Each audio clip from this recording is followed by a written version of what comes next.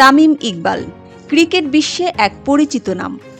জাতীয় দলের সাবেক এই অধিনায়ক ও দেশসেরা এই ওপেনার দলে থাকা না থাকা এবং অবসরে যাওয়া নিয়ে নানা নাটকীয়তার পর তিনি আবারও দলে ফেরেন, হয়ে ওঠেন টক অব দ্য কান্ট্রি। এরই মাঝে সাভারের বিকেএফসিতে ঢাকা প্রিমিয়ার লিগের ডিপিএল ম্যাচ খেলতে নেমে অসুস্থ হয়ে পড়েছেন তামিম ইকবাল। প্রাথমিক অবস্থায় তাকে ঢাকায় আনার জন্য হেলিকপ্টার নেওয়া হলেও পরিস্থিতি বিবেচনায় শেষ পর্যন্ত বিকেএফসির পাশেই ফজিলাতুন্নেসা হাসপাতালে ভর্তি করানো হয়। ২৪ মার্চ প্রথম রাউন্ডের অষ্টম ম্যাচে মোহামেডান স্পোর্টিং ক্লাবের হয়ে শাইনপুকুর ক্রিকেট ক্লাবের বিপক্ষে খেলতে নেমেছিলেন তামিম। সকাল ৯টায় শুরু হওয়া ম্যাচে অধিনায়ক হিসেবে টসেও অংশ নেন তিনি।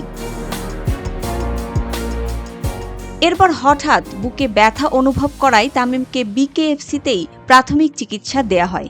এরপর বিসিবির প্রধান চিকিৎসক দেবাশিস চৌধুরী জানান, তামিমের বুকে ব্যথা হচ্ছিল, তাই দ্রুত কেপিজি স্পেশালাইজড হাসপাতালে নেওয়া হয়। সেখানে বেশ কিছু পরীক্ষা, বিশেষ করে হার্টের ইসিজি করানো হয়। তবে প্রথমে জটিলতা বোঝা না গেলেও ঘণ্টাখানেক পর রক্ত পরীক্ষায় কিছু জটিলতা বোঝা যায়। এদিকে তামিমের সংকটাপন্ন অবস্থার খবর পাওয়ার পরপরই রান্নাঘর না হোক কান্নাঘর, গাজী কিচেন হুড স্বাচ্ছন্দ্যময় রান্নাঘরের বিশ্বস্ত সঙ্গী। বিসিবির সভা স্থগিতের সিদ্ধান্ত নেওয়া হয়। বিসিবির পরিচালক ও শীর্ষ কর্মকর্তারা সভা বাতিল করে সরাসরি হাসপাতালে ছুটে যান তামিমের কাছে। প্রধান উপদেষ্টা অধ্যাপক ড. মোহাম্মদ ইউনূসও তামিম ইকবালের স্বাস্থ্যের খোঁজ খবর নেন। তামিমের আকস্মিক অসুস্থতার খবরে কেঁপে উঠেছে গোটা দেশ। আইপিএলে কলকাতার নাইট রাইডার্স ফ্র্যাঞ্চাইজি তামিমের সুস্থতা কামনা করেছে। সামাজিক যোগাযোগ মাধ্যমে এক ফেসবুক পোস্টে ওপার বাংলার দলটি লিখেছে, শীঘ্রই সুস্থ হয়ে উঠুন তামিম ইকবাল, পুরো ক্রিকেট মহল তোমার জন্য প্রার্থনা করছে।